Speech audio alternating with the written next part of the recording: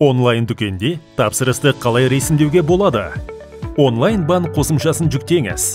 Авторизациялау үшін телефон нөміріңізді енгізіңіз. Банкке кіру батырмасын басыңыз. Кіруді SMS кодпен растаңыз. Жылдам кіру үшін 4 таңбалы пароль кодын ойлап табыңыз.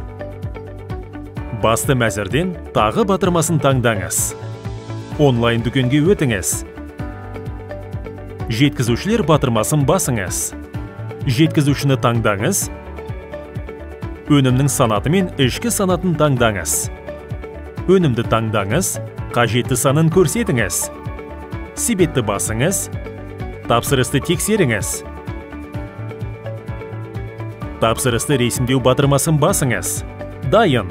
Тапсырыс сәтті ресімделді. Тапсырыстарға өту түймесін басыңыз. Тапсырысты тексеруге және бақылауға болады.